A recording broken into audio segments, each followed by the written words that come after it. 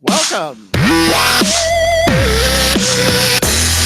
Resistance is futile. Like and subscribe.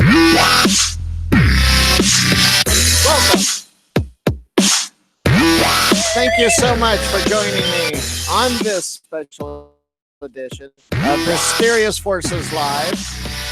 We're broadcasting at a slightly different time today. That's because my guest lives in the UK, and when he jumps on the show, it'll be 10:30 at night. Here in Arizona, Mountain Time, it's 2 o'clock in the afternoon, same as Pacific Standard Time. That makes it 5 o'clock on the East Coast, Eastern Standard Time, and it's 10 o'clock GMT plus 1 in the UK. There is only one time zone in the UK, in case you were wondering, or if you were not wondering. Thank you so much for joining me. It is Sunday, July 7th, 2019, and we're going to slay a dragon today on this show. Slay a dragon? Are we playing Skyrim? No, I'm going to do that this afternoon after this show. Thank you so much for joining me. I don't have a tremendous sense of urgency because Spyros Melaris, my guest, the creator of the Hoaxed Alien Autopsy film, he was returning from a trip today, and he asked me to back the show up 30 minutes. And I decided to go on and at the bottom of the hour. So what I'm going to do here with you is kill a half hour, and we'll wait for him to just click on the link at the bottom of the hour, and then we'll begin our proper conversation. But until then, I will look in the chat room, and we'll just talk about some of what has transpired. There I am on delay on my phone. Of course, I didn't make my rookie mistake that I made last night with Queenie Black, which was not charge my iPad Pro ahead of time, and my tracks weren't available. So that was my rookie move. Joe from the Carolinas is here, Beyond Theory. Oh, my God. Joe, please come on my show. We will avoid controversy and just talk about the stuff you talk about. I love Joe from the Carolinas. I'm serious. So that's for 30 minutes, but he, like I said, he's returning from a trip, and he actually needed time to eat and get settled in. So I'm giving him that space. So I appreciate your patience during that time. I hope I don't lose any of you. Jimmy Pearson, of course, Mika, Fascination Street is in the house. The professor's here. I'm sure other people will join. So I have to be honest, I researched this topic again heavily, and I don't want to get into it because it's going to be so filled with information when we get to the guest that I just wanted to kill time and maybe do a pseudo ask me anything kind of a thing. I'll take a look at Twitter. I have some commentary about some things. Excuse me. I do want to once again mention that I'm going to be at the International UFO Congress, booth number 6 in Phoenix, Arizona, and that's going to be happening September 4th through the 8th, and you'll find me right there in the vendor room in a prominent location near the front entrance, and we're going to be conducting interviews, and we'll do some roving reporting, very similar to what I did at the Mad Monster party, except I will execute it better.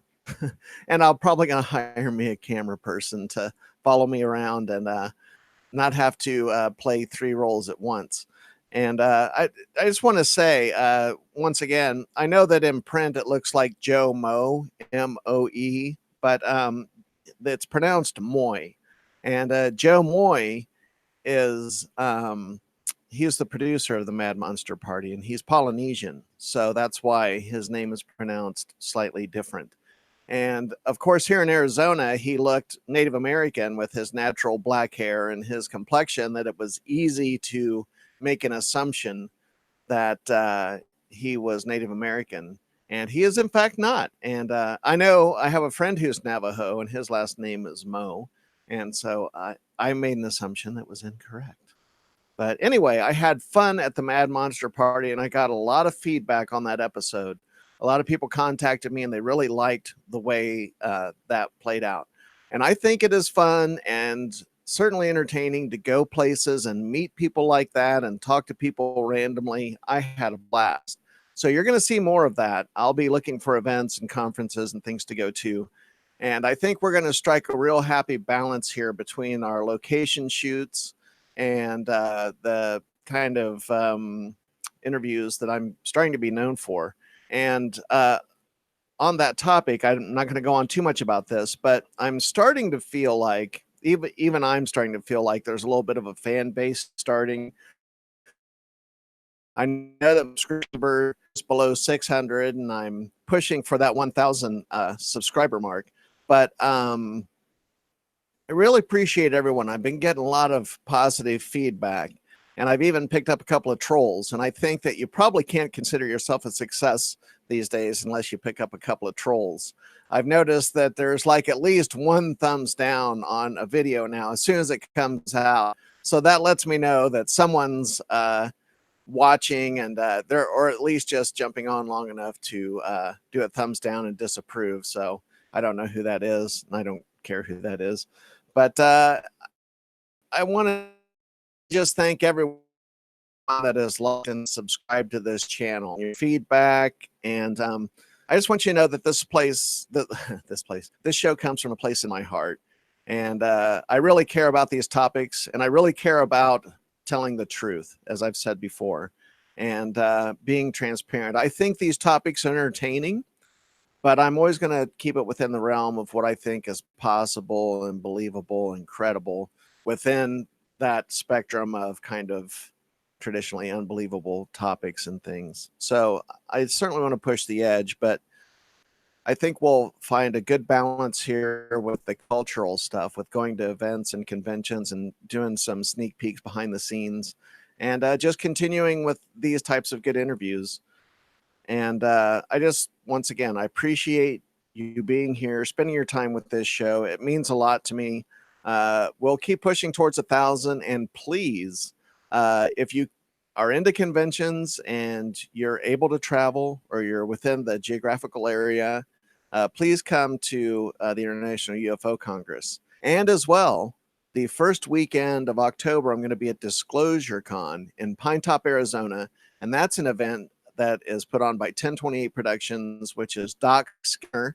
And that is where sci-fi and sci-reality collide under one roof. And you saw me glance up. That's because I did a promo for it last year. That was my first convention.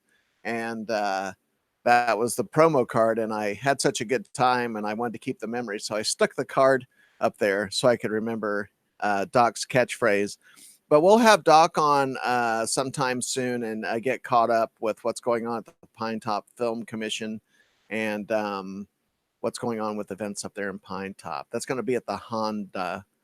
That's not Honda like the motorcycle, but HON-DAH, which is Apache tribe land and casino up there, the Honda Casino and Convention Center. So I had a blast there last year. Check that out as well, Disclosure Con.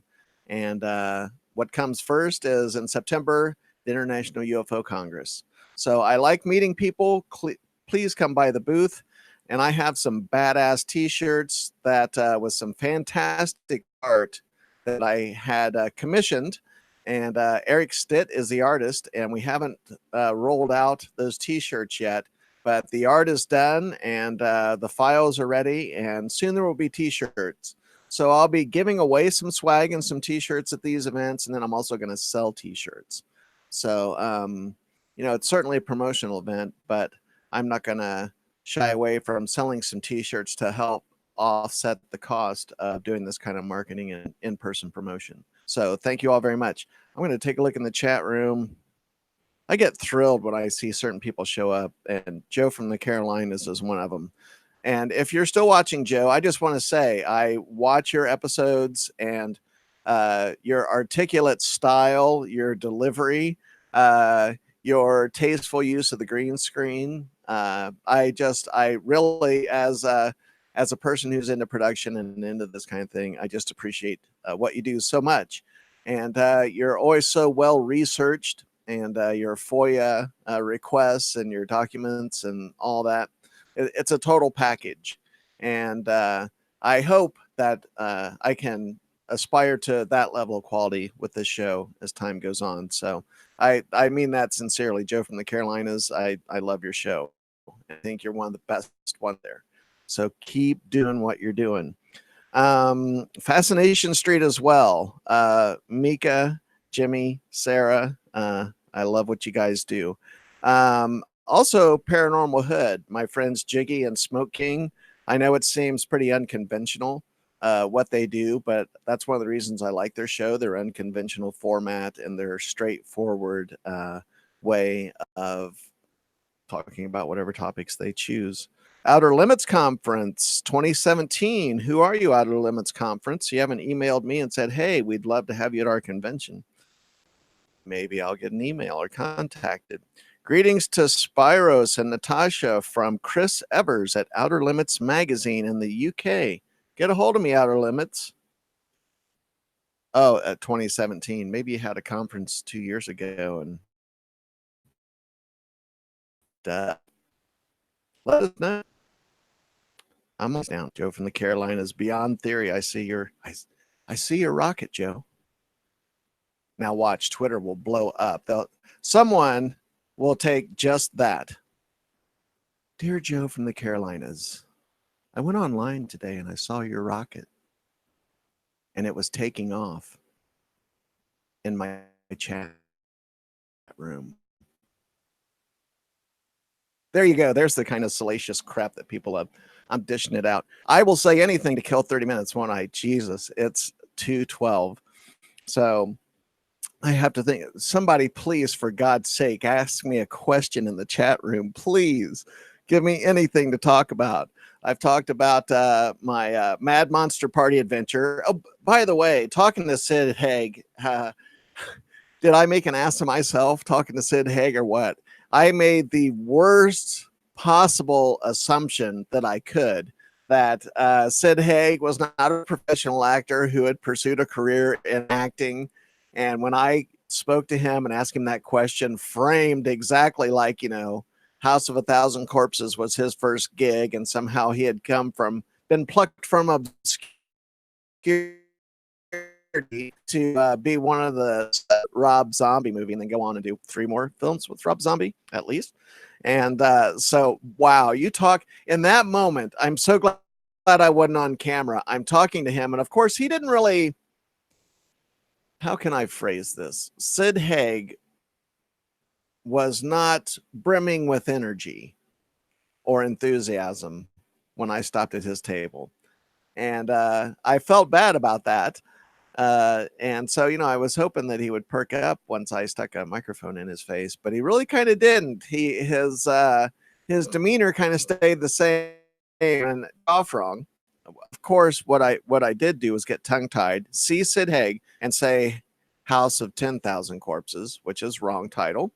Then I make the assumption that he hadn't done 80 films prior to House of a Thousand Corpses. Stick my foot in my mouth. I tried to recover as gracefully as I could, but oh my God, did I feel like an ass in that moment. And I think that just started off wrong. And I think he was completely not impressed with me, and probably was pretty anxious for me to get out of his face. But I still love his work and his character work. And I'm still honored that he talked to me, even though I screwed up. But I think sometimes embarrassing moments like that make for the best entertainment, even if it's at my expense. I accept that as part of the deal that we make between entertainers and audiences, is that if the entertainment has to come from someone laughing at my expense, I'm willing to accept that, because the person still came away entertained. And I have a kind of a tenuous connection to the comedy world anyway. So I like the absurd, the comedic stuff. I have a taste for that. Here's a question for you, Natasha. Outer Limits Conference 2017 says, that's a mouthful. In your opinion, is the alien autopsy footage real or a real fake? Well, let me tell you, here's exactly what I think. I think you should wait till Spyros comes on and we'll find out together. That was kind of a bitch move, wasn't it? In the description of this episode, I wrote that, in my opinion, that it's a hoax. And we're going to put the final nails in that coffin right here. I had I had a previous guest on. Oh my God, I can't believe I'm doing this. Drop something. Talk about a distraction, right? That's just what I need, is a distraction. Anyway, so I had I cannot believe I'm spacing his name.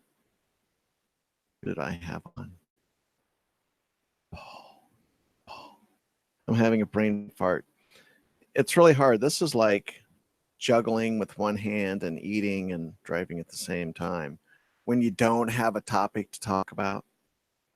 And what it is, I'll tell you what it is. My previous guest that I had on, which was wonderful, he has flying disc press. And I'll tell you what threw me.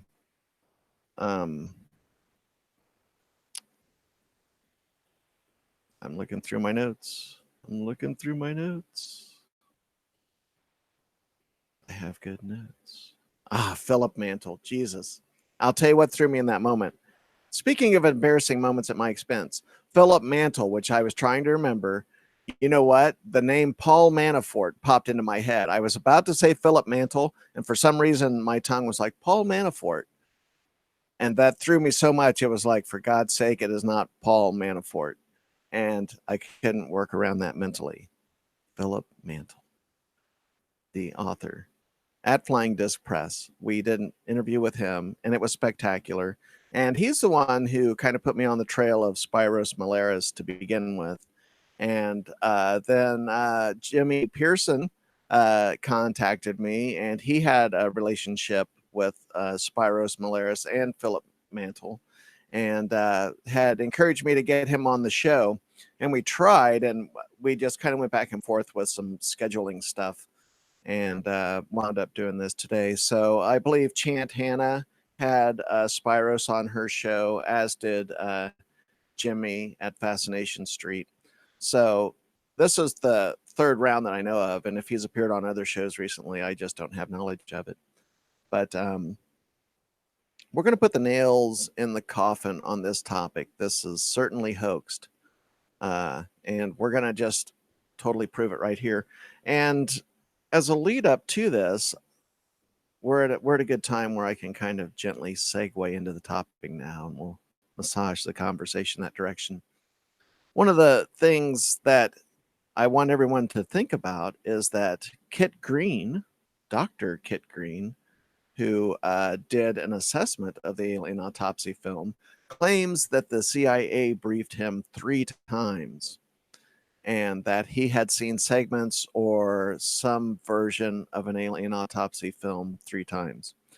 And Christopher Kit Green claims that the film he saw that he was briefed on with the CIA was the exact same film that Jonathan Frakes was talking about on Fox when it was released in the 90s as Alien Autopsy Factor Fiction.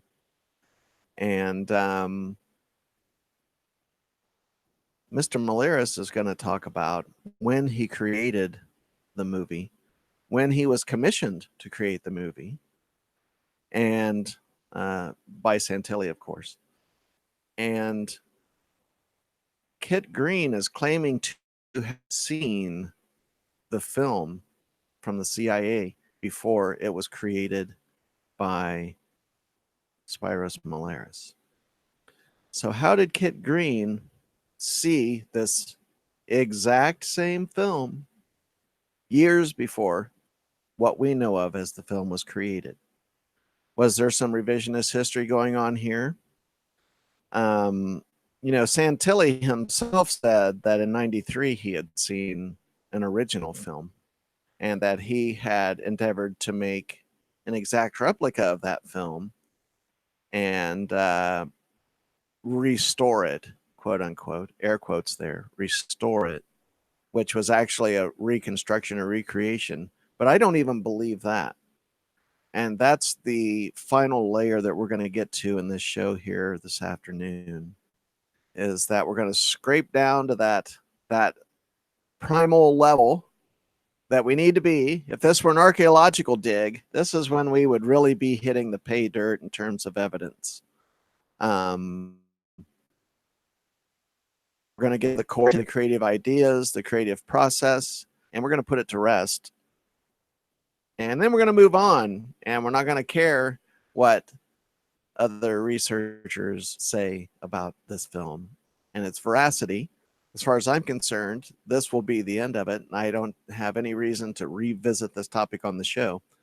But I guess I take some perverse pleasure in shooting down purported information by well-known researchers when I can disprove it.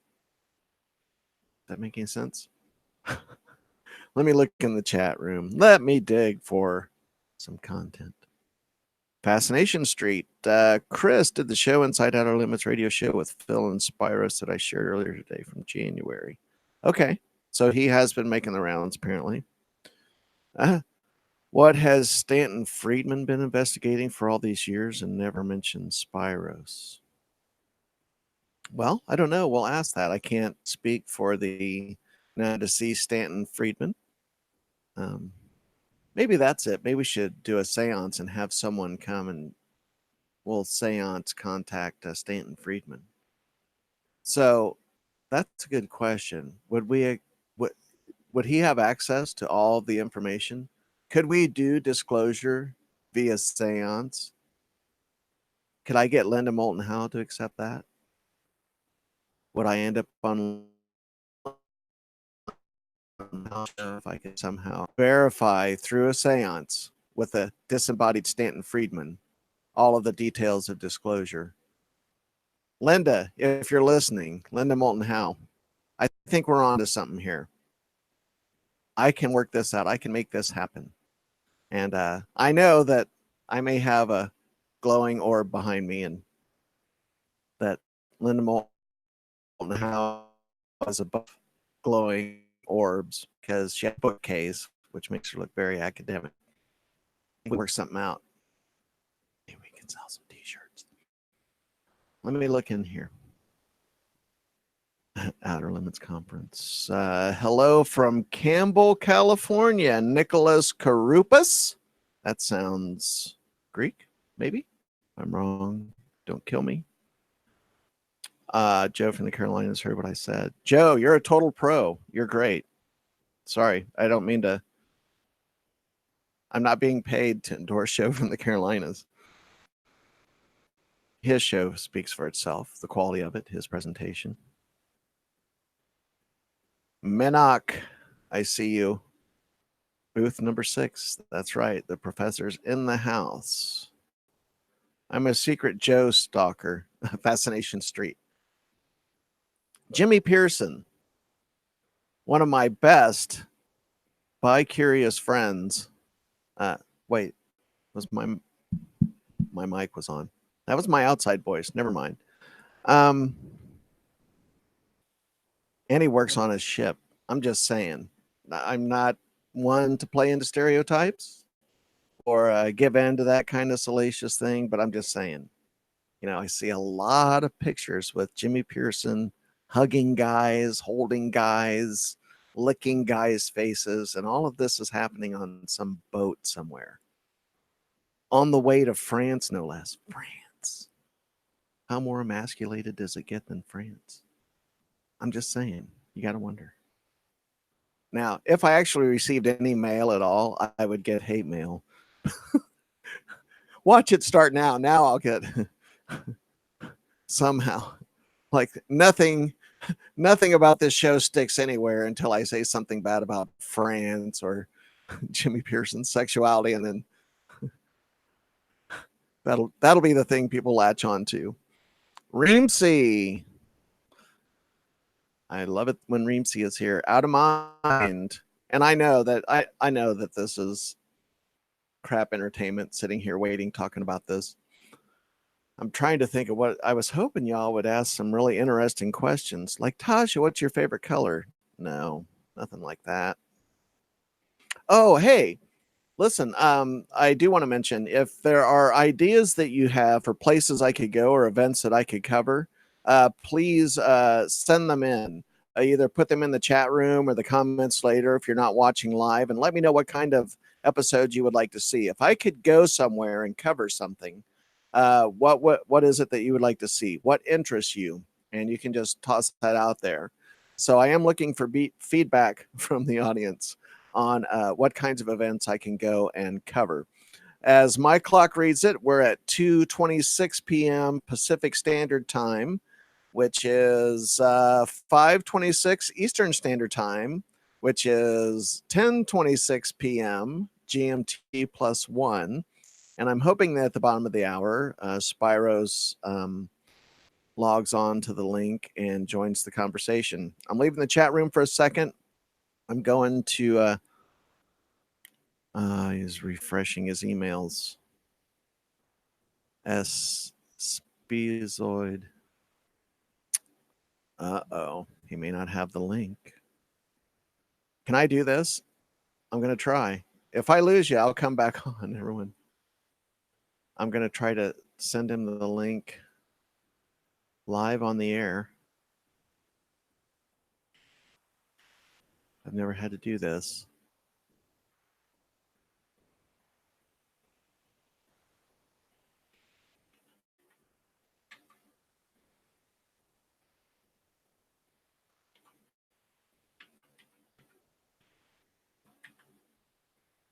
Wow. I'm sorry to compute in front of all of you. That's embarrassing. But I want to make sure that he joins. I'm all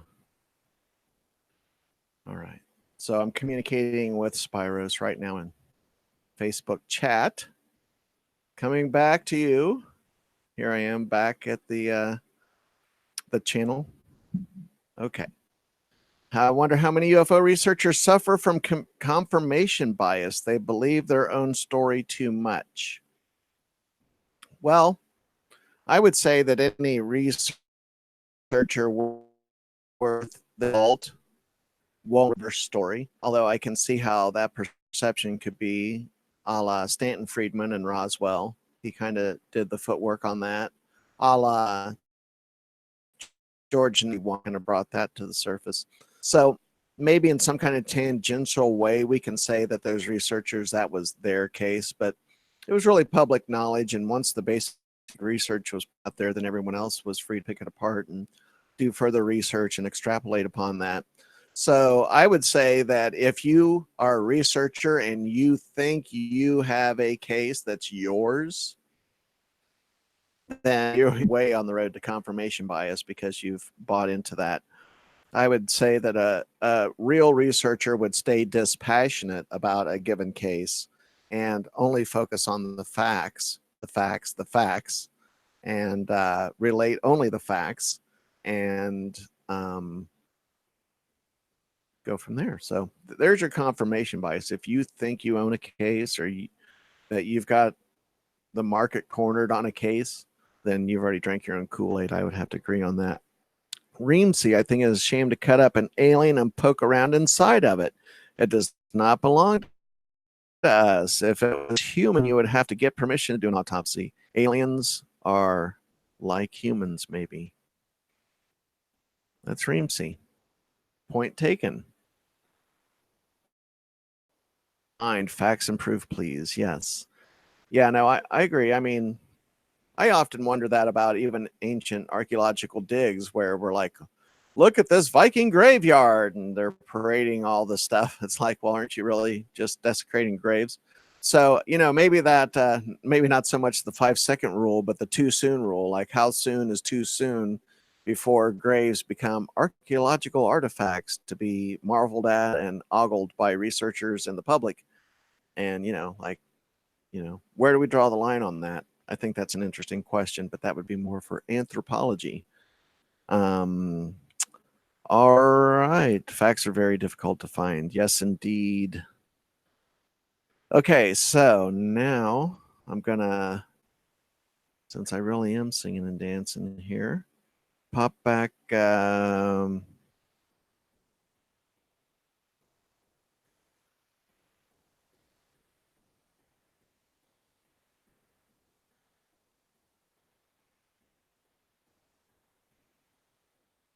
I'm typing to Spyros now.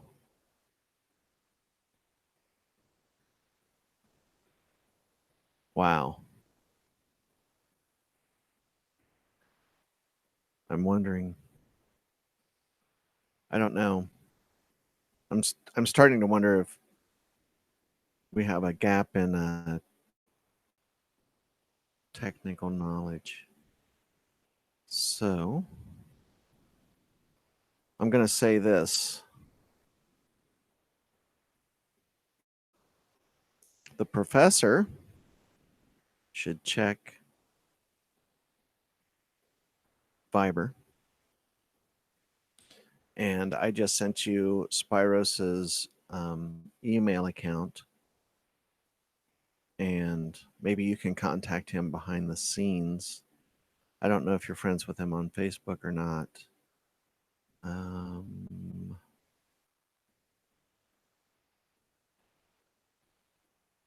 So I'm hoping. I guess there was an assumption here that since other interviews had been done, that he had a setup ready.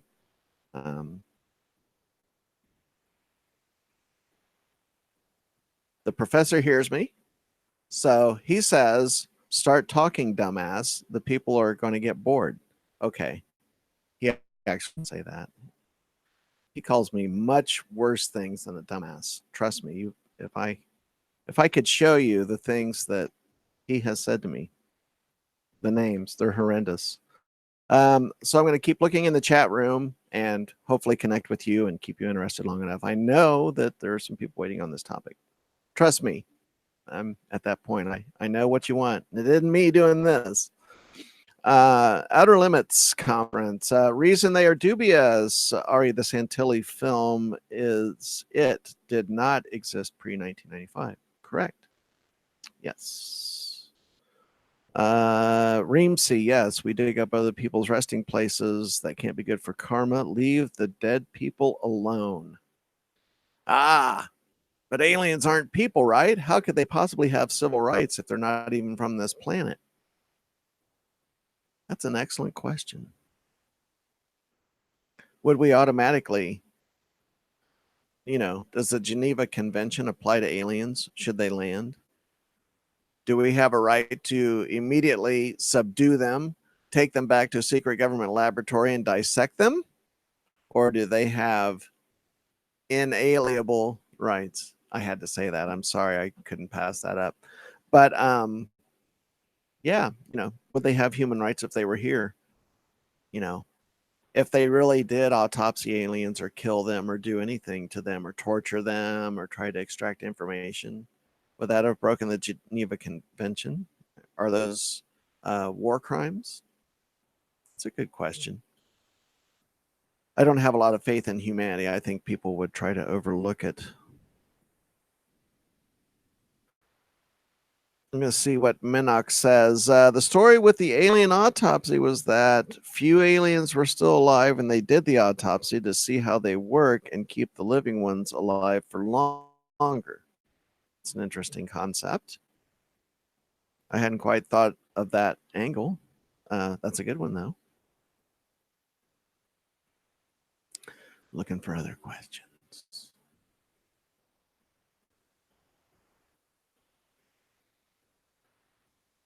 Someone else in the chat room says, Natasha, when are you going to give up and give us some real entertainment?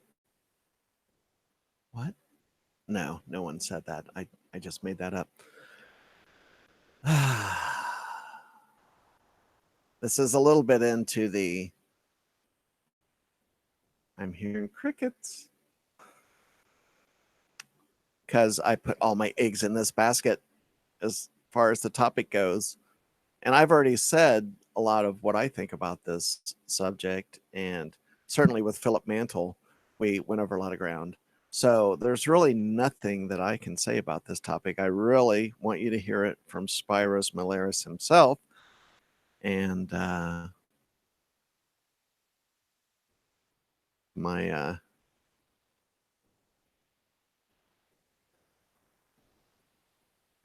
answer Joe. Did Joe from the Carolinas ask a question? Oh, yes, he did. Beyond Theory. Natasha, your thoughts on the Wilson leak?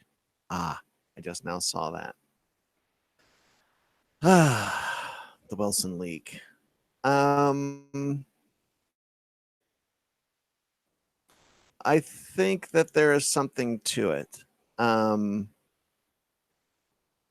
It's weird how the TTSA business, the To the Stars Academy, the Luis Elizondo, the implication that he might not have had the position that he had, the controversy involved with that, kind of about the time that the Wilson documents were getting some traction, that kind of came up in the middle of that, and those two things kind of intersected. And then we start to ask ourselves,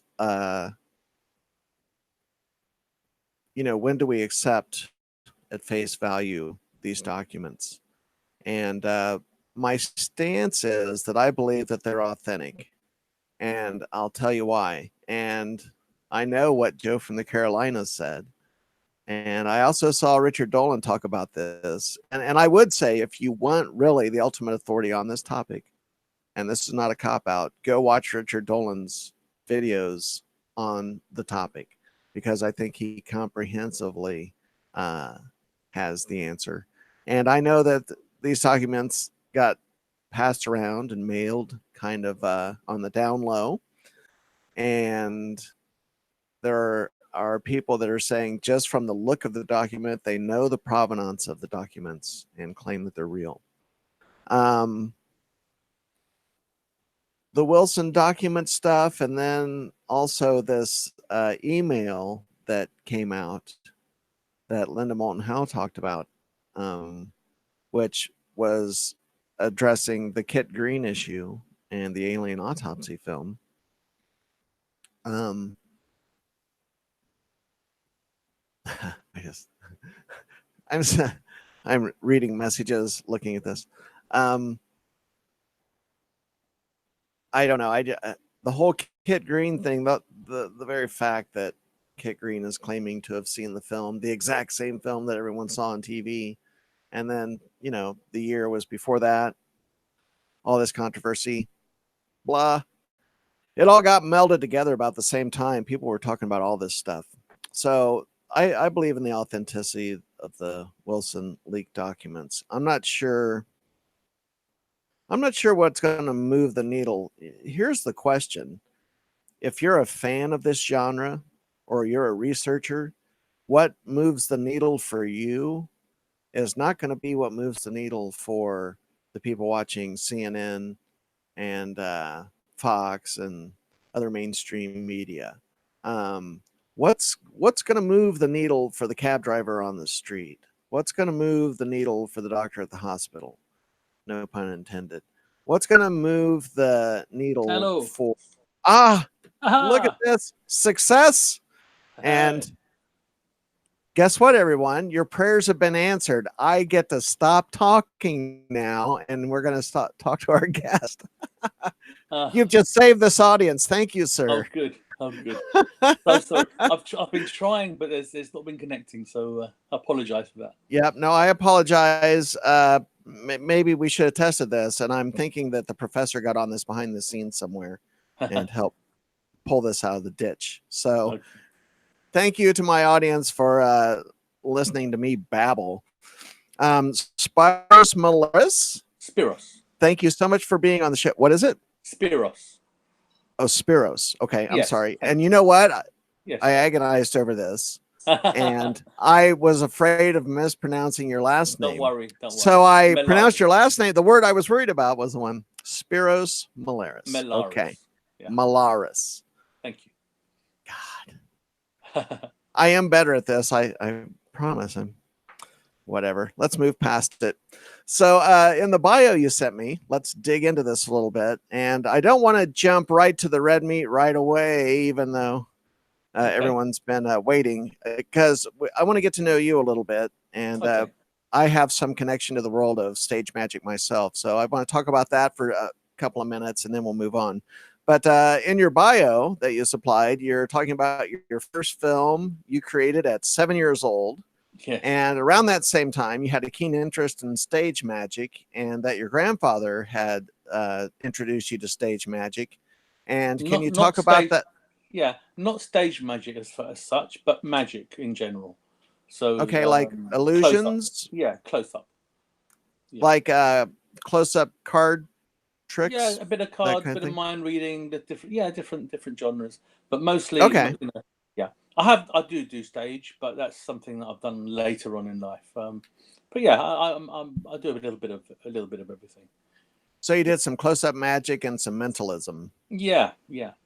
Got it. I love mentalism. Okay. I have a background in live stage production, and I've worked on some big production magic shows, including David Copperfield and some other people. So, fantastic. Like, I know how a deculted chair works, and some of the other pretty classic tricks. And so I like magic, what I was calling stage magic, but I like up close magic. What were some of the illusions, or I don't know if you call them illusions or tricks? Some people, it's kind of controversial. What were some of the first ones that you learned? Oh, the very first thing I learned was something my grandfather showed me, which was you take a matchstick or a toothpick, put it into a hanky, break it, and it comes back restored. And that was it. That's what got me hooked. And from that, gently, he showed me different things. But see, at that time, life was different. There was respect. There was, I loved my grandfather, and he made me promise. I'm going to teach you things, but you need to respect it and you need to keep it. And today it's YouTube and it's no respect. There's no mentor. There's no apprentice. It's a very different world.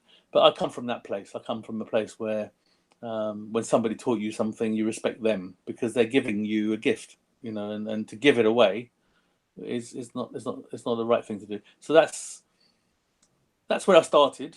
I was very lucky when I started showing more interest later in life. I met the right people. So I've got some fantastic friends in magic who took me under their wing, and I mean some very big names, and forever grateful to them because again it's a trust thing. They take you in and they trust you. And you reward that trust by respecting them. And so that spills over into the Alien Autopsy. Funny enough, because I gave my word I would never talk about it until it was in the public domain. And okay, I see. And that happened, and the first time I spoke about it was when the Anton Deck film was made, and once it was firmly in the public domain, I was able to speak. So yeah, it's has a lot of crossover. Right. Yeah. No, I would agree. Stagecraft, illusion, and what people really don't take into account is a lot of the magicians you see on television or on stage with all the lights and the full production. Cameras work in a very certain way. It's easy to fool a camera. Yeah. I think anyone that's watched any special effects movie knows that how easily it can be manipulated, and especially now with CGI. And so you were doing this. Did mentalism play any part of this? Because I think mentalism in some ways is one of the highest forms of magic because it's very sophisticated. And you really kind of have to, in some respects, not only learn the nuts and bolts of it, which I know some about, but I'm not talking about, Yeah, um, yeah. versus just kind of knowing the psychology of people in terms of knowing how people think, what they look at, what they get distracted by, and kind of informing what details to use or incorporate to help sell that. It's very important. There's a lot of that in the film, and most of it is playing to people's common sense, and let it use that against themselves, because sometimes you look at something that doesn't look, you don't know what to make of it, and then you trying to find a logical route to it, and the logical route is often the one I want you to take. So if I say, for example, we had a deliberation about should it have 3 fingers and a thumb, or should the creature have 6 fingers, and the argument was they will expect us to put 3 fingers in the claw because that's what everybody said they saw. So the eyewitnesses at Roswell said they had 3 fingers and a thumb. Okay, well, I call it a claw. Uh-huh. And the argument was, well, if we go against what eyewitnesses said, a hoaxer wouldn't do that. Somebody who's making something that they want you to believe, they will take the easy route. So Mm-hmm. by double whammy, it's saying we're going against what they said they saw and causing ourselves a problem. Therefore, it can't be a fake, because why would a hoaxer do that? And that's a very subtle point. But there's a lot of that around. There's a lot of it in the film, making it female looking, but without Mm-hmm. secondary sexual organs. That again created a problem, using people's biases against themselves. There was a joke going around which was, when God made men, she was only joking, and that idea that the commonplace, grey-haired man with a beard sitting in the clouds, and it's a man, God's a man. Well, why should it be a man? So what we did was we said, okay, well, you think of aliens, you think of male aliens. It's just it's default position. And I thought, well, let's just play with that as well. Let's just stick it to them and say, look, it's not a man. It looks like a female. But in fact, it's not sexual at all, because of the way we designed it. Before we started, we created a story, a backstory as to who this creature is. Where did it I come hate to from? interrupt, but I just want to interject right here. You and Yeah. Ray Santilli, correct? Yeah. No, Okay. no. Me and John Humphreys. Okay. All right. Yeah. Yeah. I John just want to get Humphreys. our scorecard straight. Yeah. Yeah. John Humphreys is a sculptor that made the creature. Okay. Santilli had nothing to do with the film. He Absolutely didn't no he didn't input. commission it or give any Oh, art no, no, no, direction? no, no, no. What I mean by that was that he had nothing to do with the creation of it. Okay. He brought an investor on board, and he sold it after it was made. So that was his thing. He had no input in terms of artistic input at all. Okay. I think that's an important point. I just wanted to Yeah. point that out because that dismisses his claim that he had seen an actual film in '93 and then had it No, recreated. So that yeah, story's dead, right? it's a nonsense. And in fact, I was talking to John some time ago, because John was towing the Santilli line and saying that he had seen film and that's how he made. And I said, John, I'm going to come clean and tell the world what actually happened. And if you carry on telling that story, you will come unstuck, and you will be seen to be a liar. And I don't want that to happen. And he said, well, I'm not going to talk to anybody anymore. I'm just not going to discuss it. I'm going to, I don't want to do it anymore. So I said to him, the problem that you will have is the timeline doesn't work for you, because you didn't meet Santilli until after we made the creature, because Santilli didn't know anybody. They all worked for me. So Mm-hmm. I said, how could Santilli show you real film when you hadn't even met him? And John went quiet. And then I said to him, the only thing you've seen is my sketches. We sat down together, and then I gave you sketches, and you worked from that. So I said to him, so if Santilli's saying that he had real film, well, I haven't seen it, and I certainly haven't shown you it. So where is it? And that's why John's in a bit of a predicament, because I understand. I understand the situation. You know, he had young twins. You know, he had a family to feed. He's an artist. Money's not easy to come by, and you know what? There's a payday, and I have to respect that. But that's a long time ago. You know, it's that's happened. It's finished. It's now silly to carry it on. It was never meant to last this long. It was supposed to last 3 weeks, a month, 6 weeks. You know, we didn't think it would go forever. Right, right. Was it in the moment? Was it just a gig, and you're shocked now to even find someone talking about it? Well, what it was at the time for me was Santilli showed me a film that he had, which he told me was a real film of an alien autopsy. And it was the tent footage, what we know now as the tent footage. And that's been proven to be a fake. And I knew it was a fake when I saw it. So I told him so. And he was very upset. He acted very upset. And he paid lots of money for it. And I don't know what to do now. So on my way home, I called John and I said, you should have seen this film, John. We could have done it with our feet. And he said, why don't we? So I thought over what he'd said. And I thought, well, I'd like to see if I can create the largest illusion perpetrated by a magician on mankind. How many people can I take in with this one thing? The other thing that I wanted to do was a little private psychological experiment. You know, the question is, do aliens exist, and are they visiting our planet? And this film answers those questions. So how are you going to act now? How are you going to respond to that? I've just given you the answers to those big questions. And you know, with War of the Worlds and everything that happened there, you know, would the world react differently in 1995? You know, are they more sophisticated? Will people believe? Will they not believe? What will happen? And it's been an interesting thing, but it wasn't supposed to last this long. You know, it was supposed to be a flash in the pan. Let the broadcasters, you know, we were supposed to give it free to the broadcasters, not take money from them. And Santilli did do that in Channel 4 in the UK. They did get it free. So that's my home territory. So I would hear about that, you see, but the rest of the world paid for it. And we were thinking that the deal was they would see. The idea was, we've got this interesting film. It's 1947. What is it? Right, and let them decipher it, because the minute you say it's 1947, that's all we had to do. At that point, they then speak to the special effects experts, and they say, well, if this is 1947, we couldn't have done it in 47.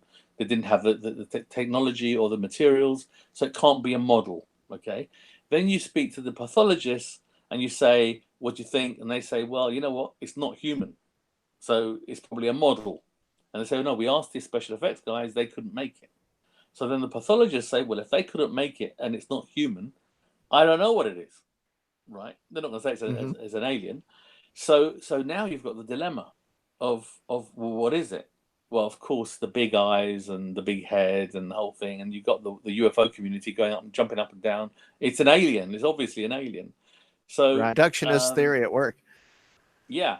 So it's so that was the game. It was a joke. It was a bit of fun. It was ta-da! Look at us. We made this. It's a bit of a gig. You know, that's all it is. But Santilli told us early on, Volker Spielberg, who put the money up, wants his money back. So until he recoups his money, we're not to discuss it. So I said, okay, that's fair enough. And they said, well, we want to sign confidentiality agreements that no one discusses it until it's public domain. And that's what we agreed. So every time we would discuss it, Santilli would say, we haven't broken even yet. People are ripping it off. And he had a fantastic story. He had a fantastic excuse, which was, the problem is people are ripping it off and we can't sue them because we've told everyone it's a military film. Therefore, it's not ours. So we can't defend it. And it made perfect sense to me that okay, that's just one of those things. It's life. But also, Santilli was one of my biggest clients, so I was working with him all the time, regularly. You know, doing work with him. He was in my studio every day, nearly. You know, regular events and stuff. So as long as he was passing money over on a regular basis, it made it very difficult to rock the boat. So, right. You know, so there was that as well. But as soon as it became public, you see what happened with the film, with the Anton Deck film. Gary Shoefield and Ray came to my office, and they had out of the blue, we need to speak to you. So they sat down and they said, we've been offered a movie. What do you think? So initially, obviously, I just said immediately, I said, how much are they paying us? And they said, oh no, there's no money in it. It's just for fun. So I wasn't too keen to give it away after all that time for fun, because we were supposed to do a documentary, an hour documentary showing how we made it, and that wasn't going to happen. It was going to be a movie, and it would be for fun. So I don't know if you realise, the money that Volker paid for the film didn't cover it. So I did everything I did for free. I did it on the back end of what will come later. So I was still waiting for a payday. Meanwhile, Santilli's been making money hand over fist, and my crew got paid the fee. You know, so everyone was happy except me. So I was waiting for the big reveal, and Santilli wasn't going to make it happen. So I said to the guys, I don't think we should make this film. And they said, okay, so you don't want to do it? And I said, no, I don't think we should do it. They left my office and did it without me. Oh, wow. And the next I heard about it was John phoned me, and he said, I don't know if you're okay with this. I've been offered to make creatures for this film with Anton Deck. And he said, okay. And I said, John, are they paying you well? And he said, well, yeah, they're paying me a good amount. So I said, well, you've got to take the money. And I said to him, only thing I ask of you is that you don't make it as good. And he said to me, well, they've asked me to make it child friendly, a bit more, less sinister, a little bit more friendly. And I said, okay, that's good. That's you know, and that's what happened. So the rest is history, as they say. But it's now becoming. See, Santilli went on the missing list. He stopped talking to people. He didn't have any real film to give anybody. People were pressurizing him, and he just went on the missing list, and nobody knew where he was. And then all of a sudden, these CIA papers came out of the woodwork, and he I think he saw another payday, and so he started talking to people. But I sent him a text straight after the interview he did recently, and I said, I can't believe you were that stupid to shoot yourself in the foot. And that was my message, and I had no reply from him. And what he did was he made promises he can't keep. But he's done it in a time, though. See, when he did it in '95, it wasn't as bad as it is now. And he did it again in 2016, I think it was, or 17, where I challenged him with a national newspaper to take a lie detector test. And the challenge was, we take a lie detector test together, anywhere you want, as long as a 3-phase lie detector test. It must be the modern one that you rig to the brain, the heart, and the sweat glands. Okay, so it's a proper. You can't wriggle. You can't beat it. I said, as long as it's the sophisticated one, and it's done in the right circumstance, police station or with a newspaper in their offices, you know, so it's independent. The deal is this. I said, whoever wins keeps the footage. So whoever wins owns the footage, right? And if there's a fee from the newspaper, whoever wins gets that fee. There's no splitting the money. He said, no, we can split the money, and no winner. If you're lying, you don't get a penny, right? So I said to him, I'm happy with that. Are you happy with that? And the newspaper asked him, and he said, yeah, I'm happy with that. Okay, let's do it. Let's organize it. And I then contacted the editor of the newspaper, and I said, it's the independent newspaper. If you want to see the articles, or anybody that's watching now, you can go to my website. It's on the news page. You can find them there, the whole thing. But I predicted that he won't turn up, and he didn't turn up.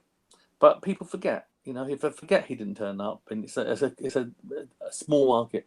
What he did this time was, in 2019, he's underestimated how many people are listening and watching, and aren't going to let him get away with it this time, because it's very, very public. So all of a sudden, there's everybody that's in the UFO community, those that believe and those that don't, are watching.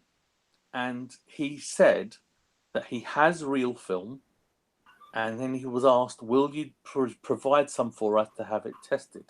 And he said very casually, I don't see why not. I'll find some and I'll organize it. Right. It's not going to happen. So I then went on air, on Facebook and on Twitter and everywhere, and I said, anyone that wants to take a little wager with me, I will give you 10-1 odds, any amount, that there will be no film delivered. Right? Easy money for you. If you believe it, it's easy money for you, right? And it doesn't matter what they put up because it's mine. He's not coming up with any film. I know for a fact there is no film. So, funny enough, I have no takers. Nobody's taken me up. Nobody taken me up on it. Even Colin Wolford, who's adamant that that I'm being paid by the Men in Black to tell lies. He's adamant that there was a real film. He's adamant. Didn't take a bet. Santilli specifically said he has the film and he will make it available. It wasn't. And that, I'm sorry, I don't mean to cut you off. I can only assume that the offer for the lie detector test would also stand on whether you're being paid off by an intelligence agency to provide disinformation. I'll answer any question. You would answer that question and assert that you're telling the truth on that as well. I'm not hiding. I'm not hiding from anybody. I'm the only one that's here. I don't know if you noticed. I'm available. People can call me. I speak to them. I'll answer anything you want to ask me today. I'll answer it straight away. And my thing in life, you know, if I know, I answer. If I don't know, I say I don't know.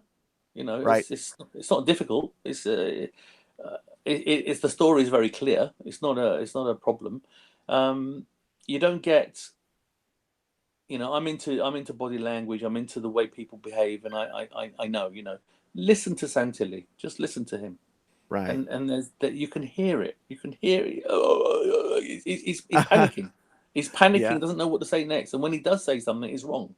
You know, like he made mistakes. He said things that he can't deliver, and he did it very publicly because the CIA papers or the faxes that came out, all that stuff, everyone wants to know. It's become big news. It's in the papers again. You know, I'm getting calls every day, and it's big news again. And I don't know how he's going to not deliver new film and not look silly. I don't know how he's going to do it. Absolutely. And I just want to say to the audience that I will be going through the chat room, and I'm going to look for questions when we get to the end. And if you have questions for Spyros, I'll definitely be asking. I want to give a little bit of context here. We were talking about the money involved. And I just want to throw out these statistics. The Alien Autopsy film was broadcast the globe at the time. And it has an estimated, and it's probably a low number at this point, 1.2 billion people at that time saw it. And the Fox show, the Alien Autopsy Fact or Fiction, that show alone broke Fox records and had 12 million views. That was hosted by Jonathan Frakes. So suddenly you have this Star Trek connection to this show being shown on Fox, and Fox was a super hot network in terms of their original programming at the time. So that's what kind of eyeballs were on it, even in the mid 90s. And we know that the number only grown since then.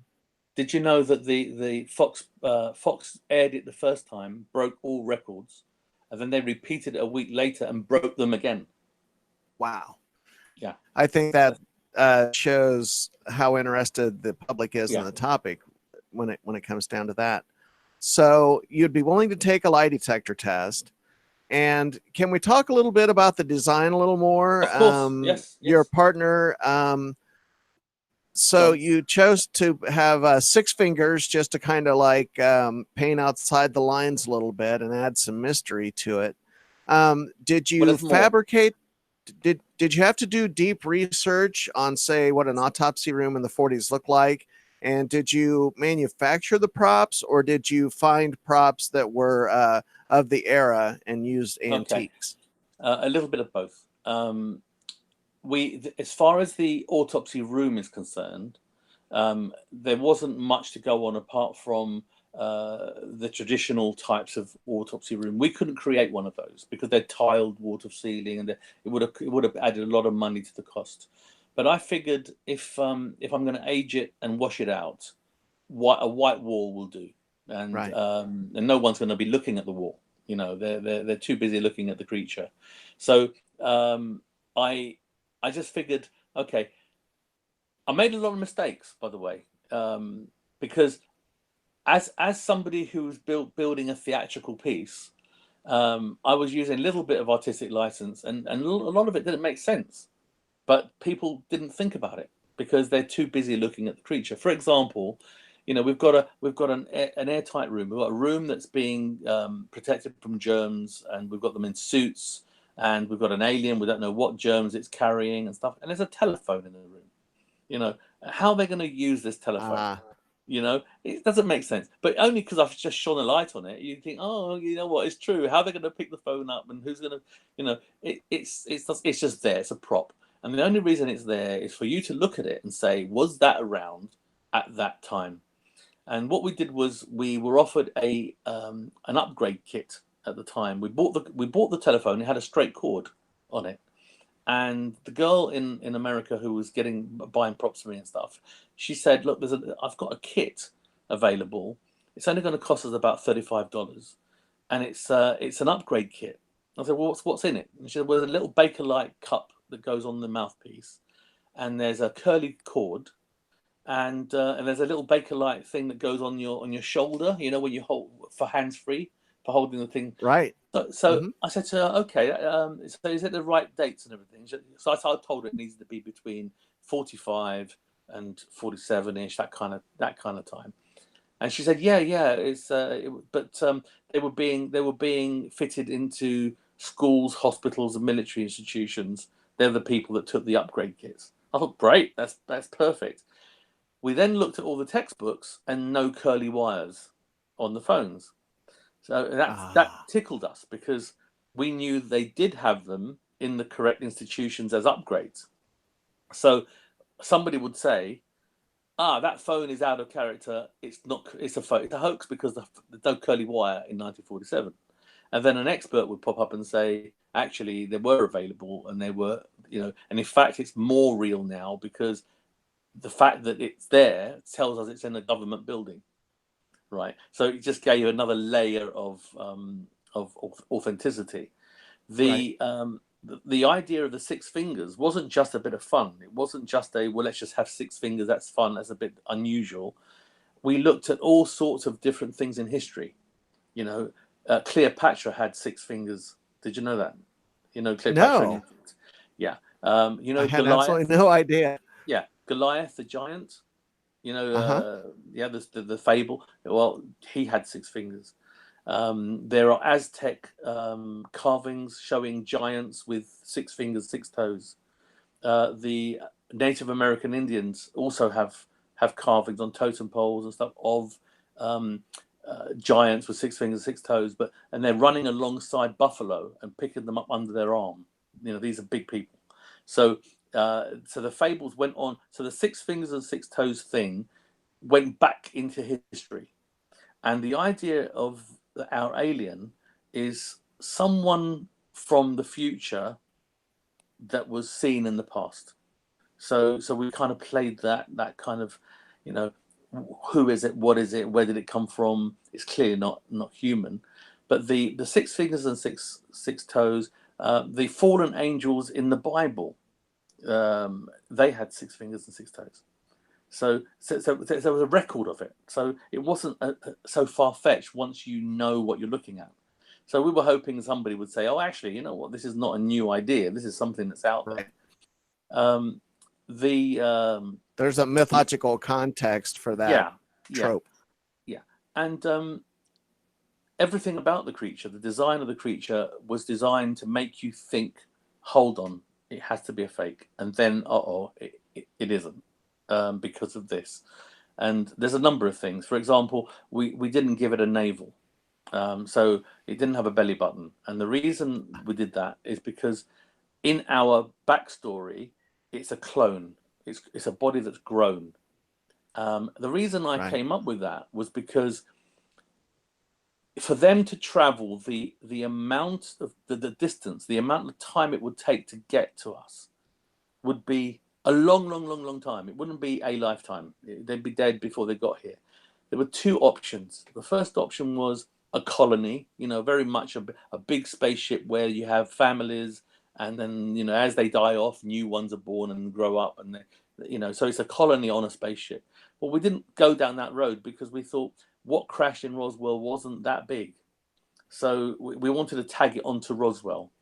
So it had to be something that wasn't born. It was something that could wear out a body and then walk into a new one, you know, just float into a new one. So that was the idea of no belly button. And it's not a female and it's not a male. They're not sexual organs, so they don't reproduce. We gave it a distended belly because the natural thing to think is it's pregnant, because you say it's a lady, it's pregnant. Look at that belly. But then it isn't pregnant. What it is the internal. So we designed the thing from inside out, you know. So it's got two stomachs, and one stomach grows bacteria, and it feeds the other stomach. So the bacteria carries on growing and reproducing. So it creates food. So if the creature is traveling, you know, this is all a story, by the way. You understand that? Yeah, it's just a make-up story that No. In order to build the creature, we need to know what it was and how it functions, so we can build it. So the idea is it would hibernate, okay? Because we felt it would have to be insect-like, because we've all heard the story about, you know, in a nuclear war, the cockroaches would survive. You know, we've all heard that. So we thought, okay, well, why would they survive? Would they survive the G-forces that we wouldn't? Because this thing has to travel at a great speed. To travel the hundreds of thousands of light years, it just can't do it. You know, we couldn't do it. So if it hibernates and sleeps, how is it nourishing itself? Well, the first stomach creates bacteria that grows, and then it trickles into the second stomach that digests it, and it feeds itself in sleep mode. Okay, that's the idea. Well, when it died, the first stomach doesn't die. It still has live bacteria in it, and it carries on growing. So that's why the belly's big, because it's distended, because it's just being filled and not being used. So, and this is great for my book. It's great as a little story. It's fiction. It's nothing else, you know. But why not? You know, we're making it up as we go along. Why not? But the purpose it served for anybody that didn't have that backstory is it's so unusual that it makes you stop looking at other things. You're looking at, you know, 6 fingers and 6 toes. You're looking at, and the other thing was, we didn't want to go too far away from what the eyewitnesses said they saw. You know, because if you go too far, what did they see? It's not this, you know. So the black eyes, the big black eyes was an important, and the big head was quite an important thing to include. But I know how lenses work, and those black eyes can't work, not unless they're lenses. Okay, so we thought, what if they're futuristic sunglasses? Okay, so I said to John, what we'll do is we'll put some KY jelly into the eyeball, paint black latex into the eyeball, let it set, and then when it comes to the autopsy, you can peel it off, and it'll be gunky, you know, and it'll look amazing. And it did. It looked fantastic, you know. But it adds another layer of wow, you know. But yeah, it's got the black eyes that we said we saw, but we didn't know their lenses. So we just taught you something. So you kind of let go because you're being taught. You're being spoon fed what we want you to see. And strangely enough, oh no, go ahead. No, go. Yeah, no. Oh, sorry. The only thing we deviated about was the neck. John wasn't happy. John's a sculptor and he knows anatomy. He said, "How is this big head being held up by that little thin neck?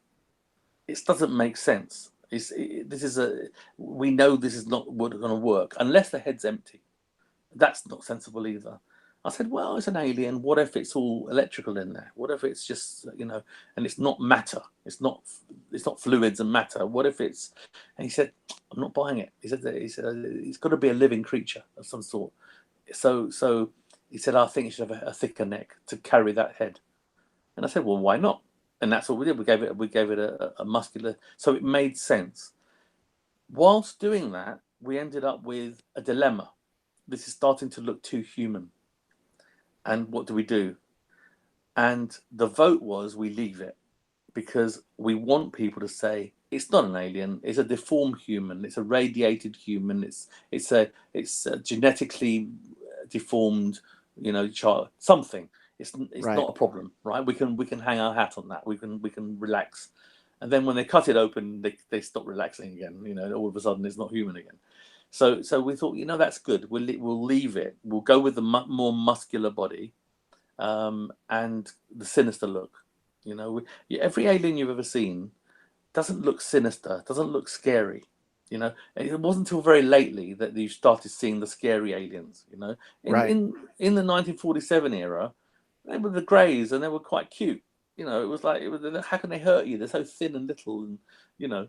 So we wanted to make this thing look like it could do you some damage. If it was, you know, it's a bit of a menace. And when you look at it, the sinister thing comes across, which I think is half the reason why most people gave it the time of day.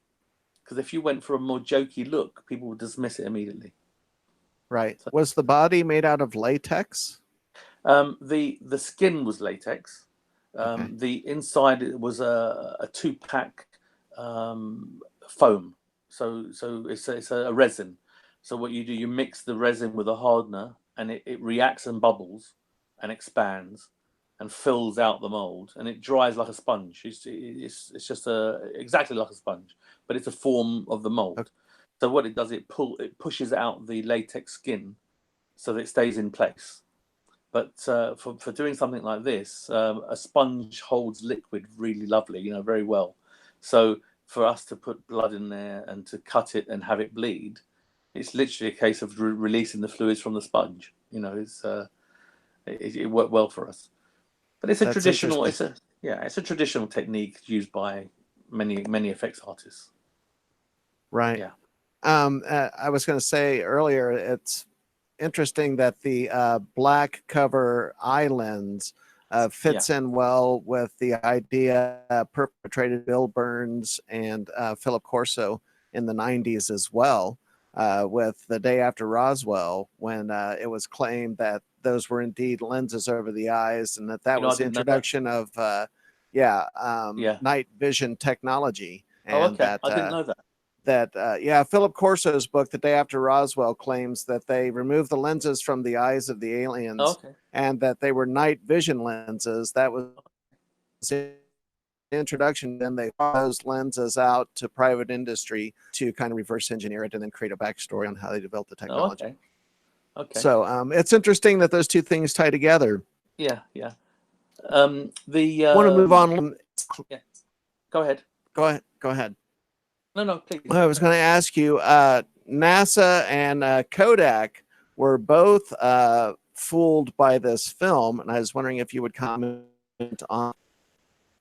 I was ecstatic when I heard the NASA results, because what happened was I'm very aware of reflective surfaces and anything that might be out of place, and so what I was very, very careful to do was to dull down any reflective surfaces. And if I couldn't dull down, say, glass or something like that, I know they have technology enough to zoom into an area with a reflective surface and see what's in the other side of the room. So what I did was I was wearing exactly the same suit as everybody else, and I had the right camera. I had a Bell and Howell Filmo. And so if you saw the reflection of me, I was wearing the same suit. So if, for example, if I had a Nike T-shirt on, game over, right? They would see a modern thing in an old. So I was very aware of that. All the stainless steel bowls were shiny stainless steel, so you could actually see your reflection in them. And I sprayed them with silver paint. So I dulled them down completely so that you didn't have a reflection. Because when I turn it black and white, and it's going to be grainy, so I used a fast film because the low light, so it's naturally grainy. And by the time I've aged it, you're just going to see shades of grey. You're not going to see the detail of shine, and you know. So, but I didn't want to take a chance. I didn't want to take that risk. the other things that we did for we knew that NASA would do is they would look at the pulsating light. So I had a fluorescent tube in the room, and I also had a little bit of daylight from the windows. But because we had the shutters shut on the windows, because we didn't want people to look in, although we're on the third floor, it was still other people on the third floor could look in, you know, and that's the last thing we needed, because it would have looked like a terrible situation, you know. Right. No one's going to be thinking that's an alien hoax. They're going to be thinking there's a person on that table, you know. So it was available lights. But what I did was I wired the set to 110 volts. So it would be American voltage. The clock is 110 volts, so that was plugged into a Bakelite socket that I got a few of them, and that were wired into 110 volts, so that kept proper time. And also the fluorescent tubes were 110 volt American tube. So and what the relevance of that is, the light flashes back and forth in a fluorescent tube. You don't see it, but if you film, it strobes. Okay. There's a rate. Yeah. People see that when you videotape a monitor or a television screen. You see those lines, and that is the difference between the rates of frames per second between the camera filming and the display. Yeah. With the tube, with the light, it's just the fluctuation of the light hitting one side to the other. Because what happens is gas inside the fluorescent tube, and the electricity excites the gas. So it's not lighting a bulb like a light bulb. It's actually exciting the gas, which is traveling from one end to the other, and it glows. It's more like plasma. And you can measure that because it's clockwork, right? So all you've got to do, you've got a film, which is a clock, right? 24 frames a second. It's very easy to time it. Everything's timed. And then you've got this instant fluctuation. Now, if it was a 240 bulb, I didn't know if they could tell the difference. And I thought, well, I think they probably can. And I can't take the chance. So I did that. So, and I'm sure these are the tests they did. And you know what? After you've done a couple of tests and you thought, well, you know what? It's running 110 volts.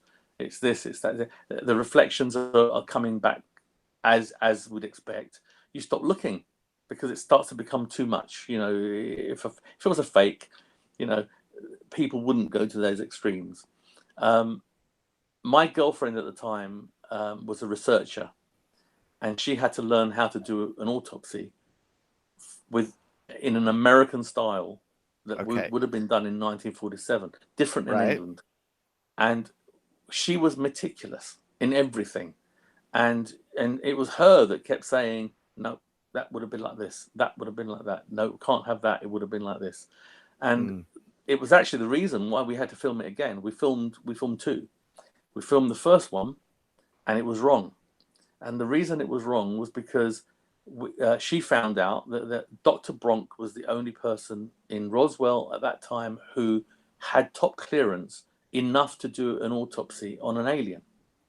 So we've done it as a pathologist. And we all said, what's the difference? And she said, a pathologist doesn't care. It's already dead. A surgeon is trained to save lives and make clean, nice cuts because he's got to stitch them back up again. And they would do an autopsy differently. They would do it more like a dissection rather than an autopsy. Absolutely. You know, that's something that caught my eye. I'm sorry, I don't mean to interrupt. I just wanted to, one of the things that caught my eye as being different, and it was the first thing that jumped out to me, was the speed at which the Y incision was executed. And when I saw that, I thought, wow, that was really fast. Like, that didn't look like the hand of a doctor to me, because I would have thought that a doctor would have gone much slower and much steadier and made sure to do a line. And so you're right. It looked more like what obviously a pathologist or a butcher would do, like very quick movements on the Y incision. And that stood out to me as a viewer, as a casual viewer at the time, but that was not educated in the topic whatsoever. If you knew the backstory, and Santilli did release that backstory, and the idea was this, because a lot of people criticized the film in terms of quality, and of course it had to be like this because otherwise you'd see too much. you know.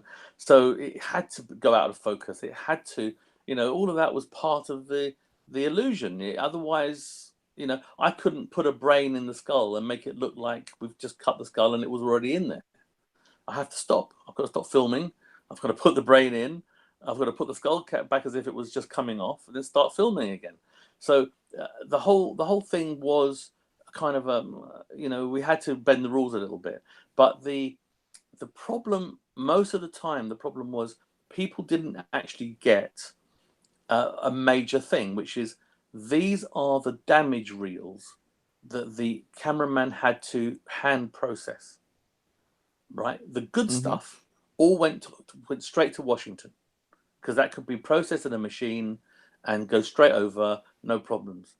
But the Bell and Howell Filmo is notorious for chewing sprockets and the sprocket holes.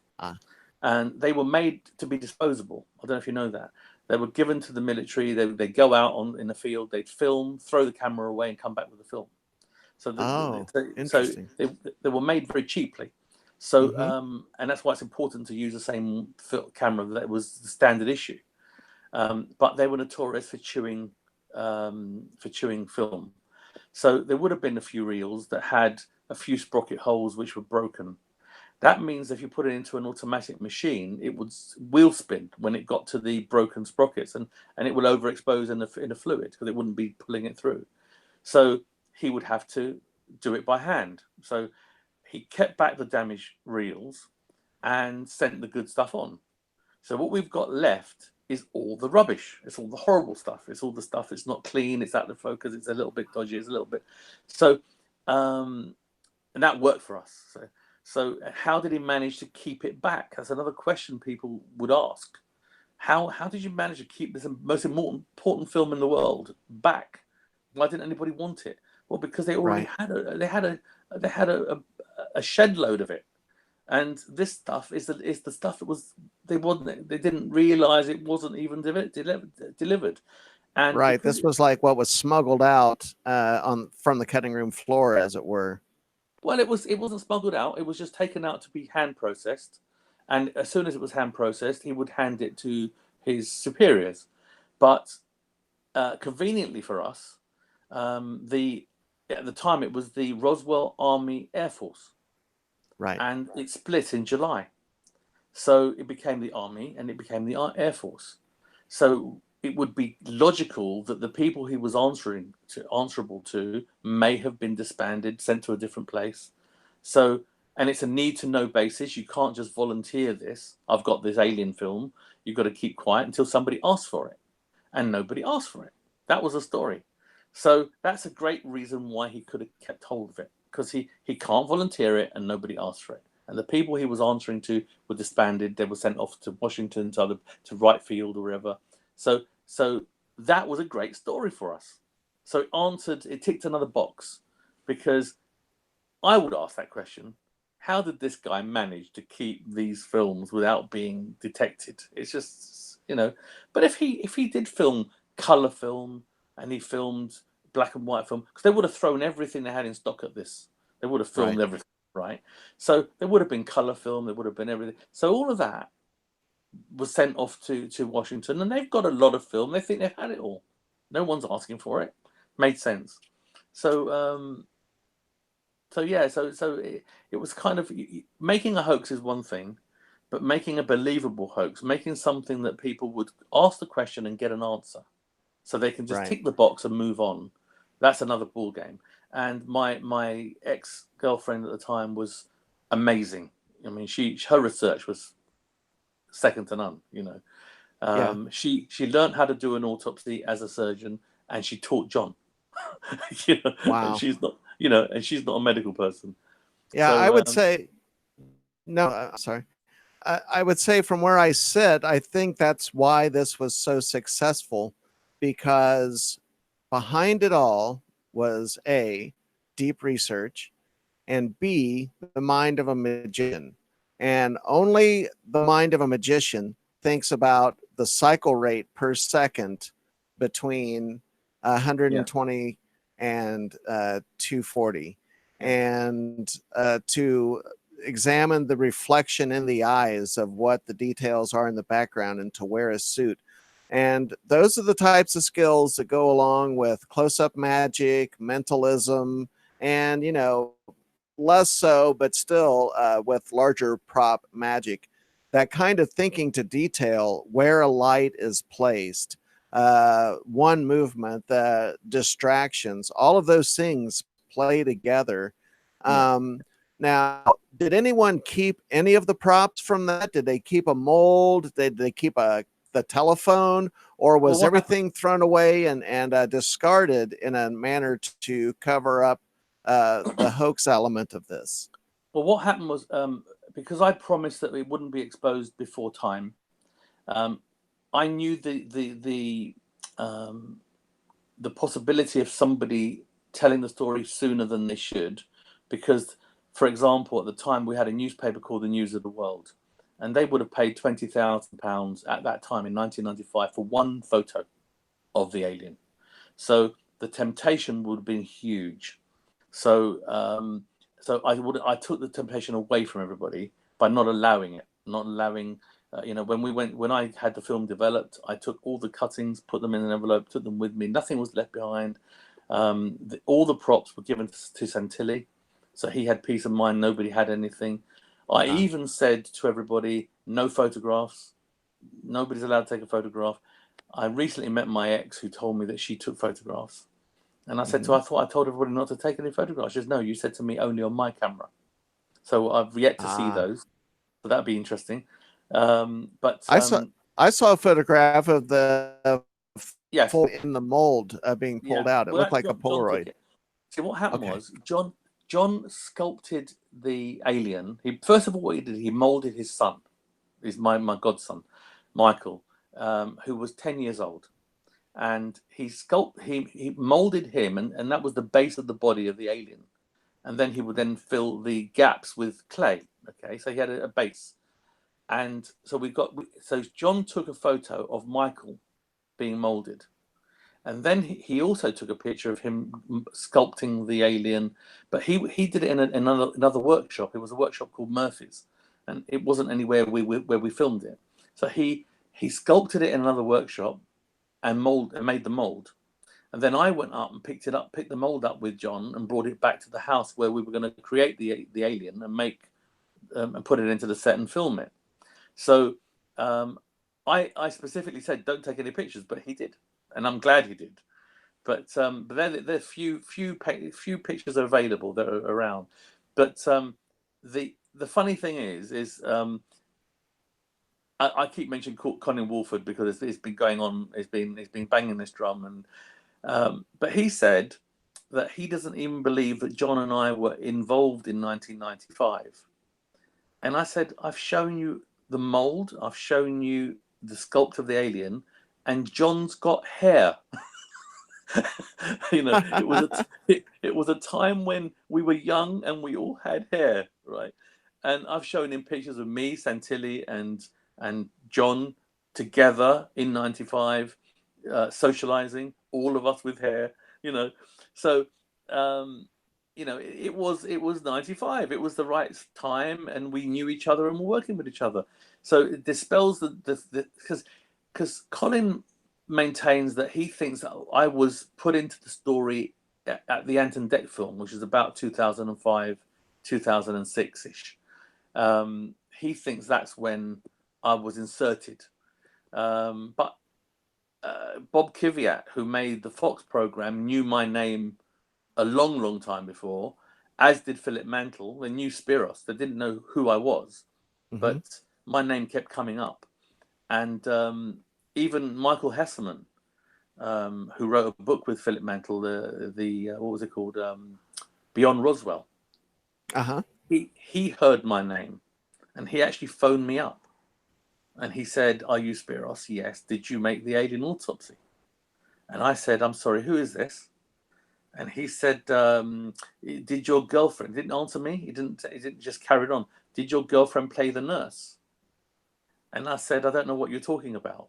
And he said, "Okay, thank you." And he hung up. Right. And then Interesting. a few years later, I was invited to speak at a UFO conference at Pontefract with Philip Mantle, and I did a talk, and I revealed that I made the alien autopsy, and a few people were very, very upset to hear that. And Michael Hesselman was actually in the audience, and he said, "You didn't make the alien. You're not God." Wow, Because that's crazy. right. Do you think So that that's just fed by people's level of denial, that they want to yeah, believe a certain narrative and they will do any kind of irrational gymnastics in terms of logic yeah, to maintain their belief system? yeah, and I remember the voice. I remember the accent. So after the talk, I said to Philip, "I think this gentleman called me," and he said, "No, he wouldn't have called you." I said, "I think he did. I recognise the accent," and he said, "Well, I'll ask him." So Philip asked him, "Did you call Spyros back in the day?" And he said, "Well, yes," he said, "but it was clearly wasn't him." He said, "Well, why didn't you tell me Wow. you called him?" He said, "I didn't think it was important." And Philip and Hesselman had fallen out because of it. But I Um, was right; it was him. He did call me. So there's an awful lot going that went on that places me firmly in the seat. But I think the biggest problem was that we did get rid of the evidence. But I've got an awful lot of evidence in the film. Actually, in what I put in the film. To answer your previous question about the props and everything was given to Santilli. He recently made a documentary, well, a little while ago, made a documentary with one of our presenters in England called Eamon Holmes, and yes, Eamon and investigates. that's right, and he had props in the boot of his car. They were genuine props, and Colin said, "No way is that real. The hand panels don't match." And I said, "Colin, they're exactly the same." And he said, "No, they're not. See, shows how much you know. They're totally wrong, right?" And I said to him, "Do you realise that that's not the hand panels? That's actually the mould that the hand panels were made from. What's the difference?" I said, "Well, there's a big difference because you're going to tell me the wrist is not long enough on the hand." And I said, "And the reason you can't see it is because the raised lip on the mould is above where the wrist is, so it's cutting it off." So I actually took the time and drew it for him and show him the wrist is actually the same size. And I drew because it was behind the boot of the car, you couldn't actually see all the details. So I kind of erased the boot of the car and drew in the lines that you wouldn't see. And you can now perfectly see. I'll send it to you if you like. I've Yeah. um, I've got them, and you can clearly see that it's the mold and it's exactly the right size. But he wouldn't have it. He's not able to see what's in front Wow. of him. He has a very, very strong bias, and I've called him a lot of things, and of late I just think that he's ill. I don't think he's crazy. I just think he's something wrong with him. Do you think Because there's a desperation for money, just flat out a cash I grab? don't. I don't think it's money because he's done talks in pubs to 5 people for £5 each. Oh, It's not about money. I don't think it's about money. I think there is an element of I want to be special, and I think okay. that if he's the guy that has his own story, then there's no one else to compete with him because he's the only one that has that story, and he goes with it. But Right.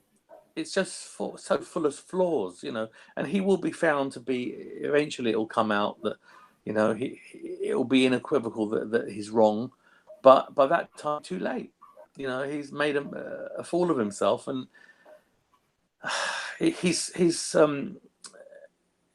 trying to muddy my name and say all sorts of things about me, and it's hurtful because I've got a mum, I've got a sister, I've got people that read this stuff, and it's rubbish, it's complete nonsense, and I just say, Absolutely. please don't write this stuff. It's not fair. If you want to look at the film, talk about the film, right? But trashing my name isn't making the film more real or less real. It doesn't change the film at all. It's That's not just about the yeah distraction. yeah. It's not about me. but he seems to think that gives him a little bit of traction in terms of, well, look, the guy is unreliable because he's a terrible person, you know, and it's just not the right way to do things. Right. No, it's not. Before we move on to questions from the chat room, and I'll scan the chat room before we close out, because I want to make sure that the audience gets a chance to ask you questions. Wow, I hope there's not someone knocking on my door. Anyway, just for the record, and I know we already know what you're going to say, but I just really want to hear it from you.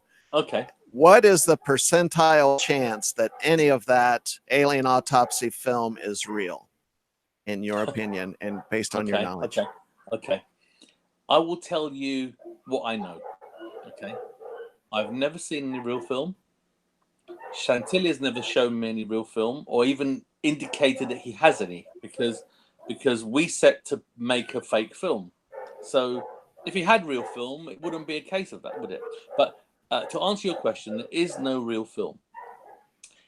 I've come to the thinking there may be a real military man that Santilli's been talking to, because he knows stuff that went on back in 47, and he's been able to write a story with information that he couldn't possibly know.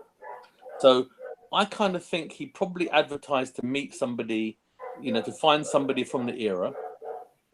And I think he probably did find somebody, not a cameraman necessarily, and not somebody that went to the Roswell crash, but someone who was there, who was in the military in 1947, because he wrote the cameraman statement, and the cameraman statement is full of things like nicknames for officers and things like that he wouldn't know.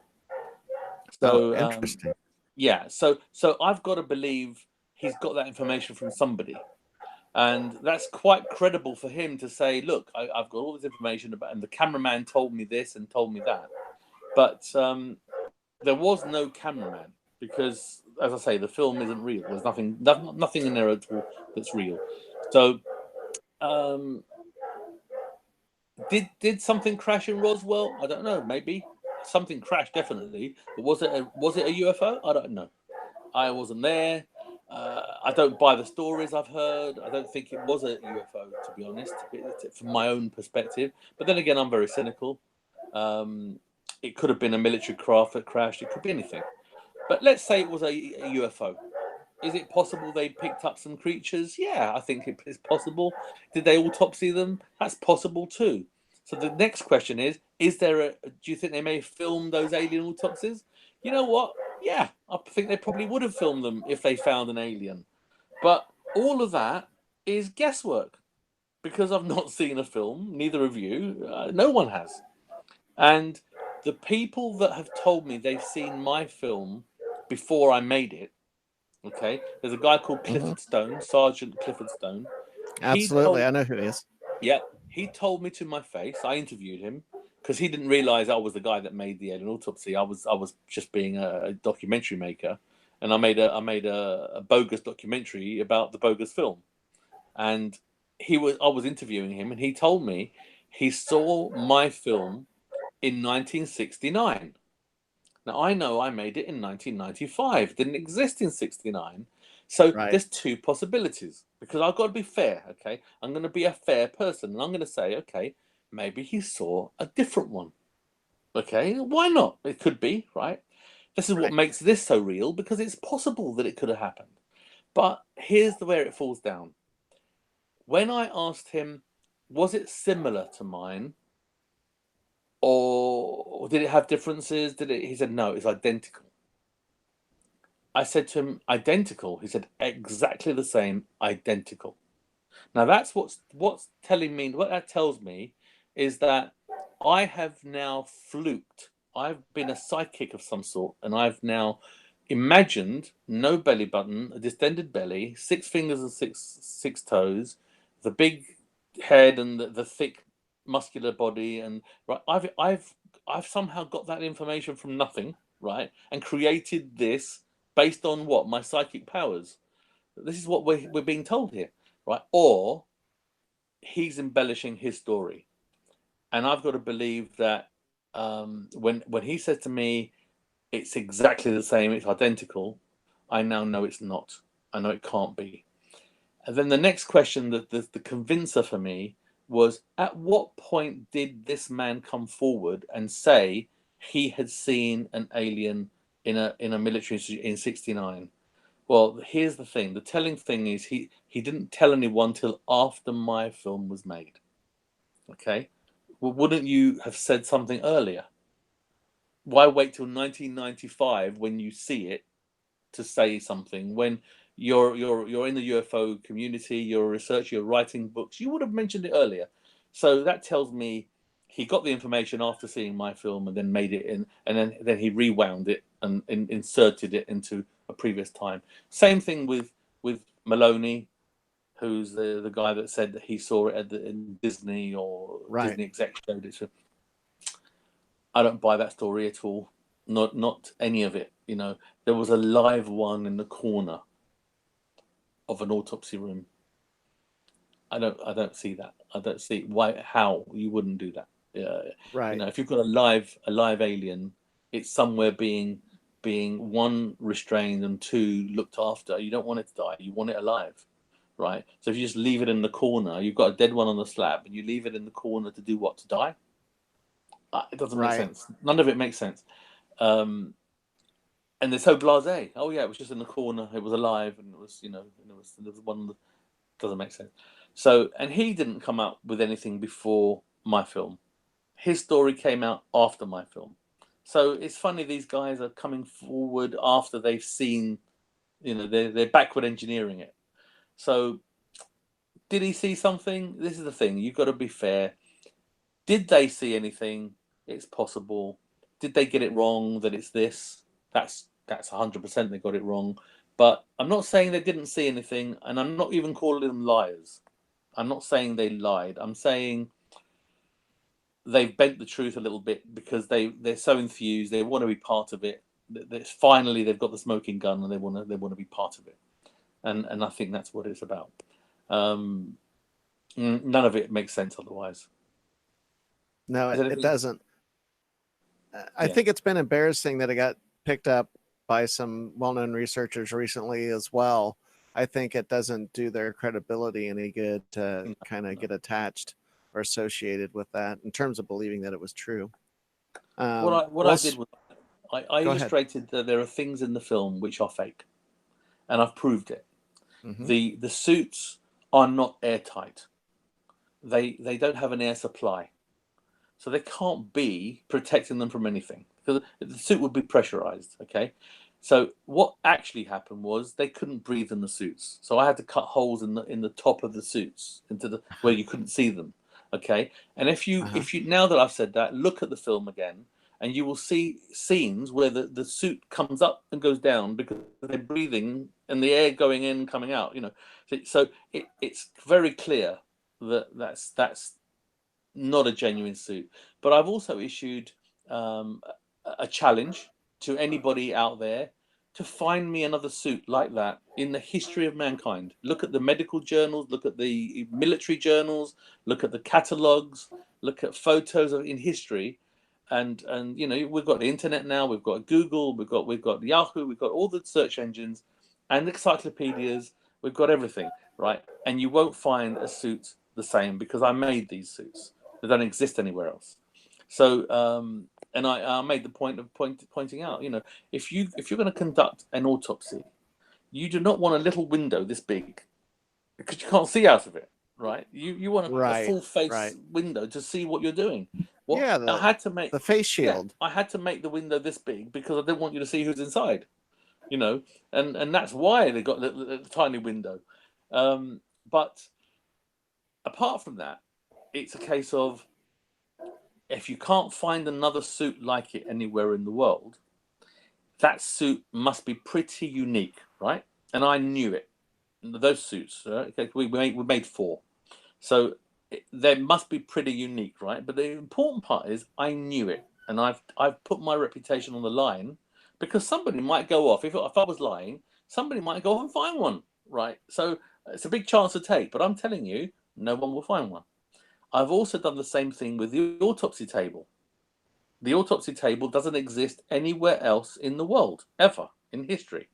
And because I made it and I designed it, and people don't know what they're looking for, and there are lots of kinds of different autopsy tables. So even the professionals, when they see that, they think, well, my one was different, but there's lots of different, and they're not concentrating on the table.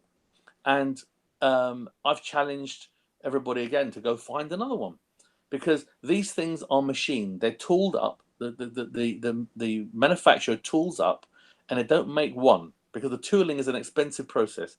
They make several, and they put it in a catalog, and they go to hospitals and they go to institutions and they order from the catalog, and they'll deliver 5 or 6 or 10, and they'll be in that institution. And then what will happen is they will do not one autopsy and throw it away. They will do several, and every time they document those, there will be photographs with that table in the reference books.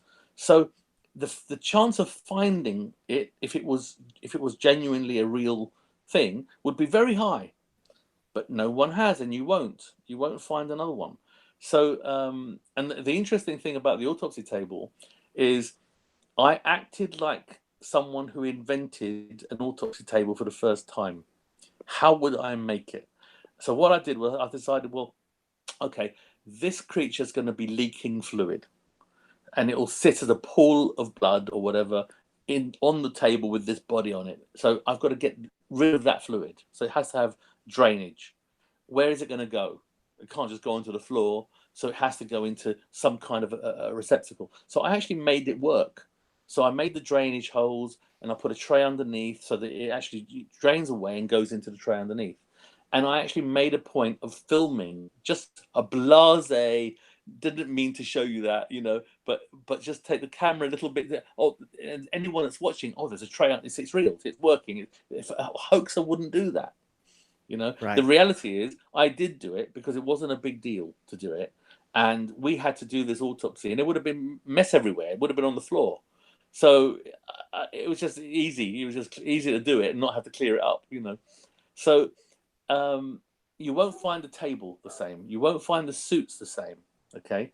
Now that I've said that, and you genuinely can't, then it's fair to say that any frame that has those two things in it is fake.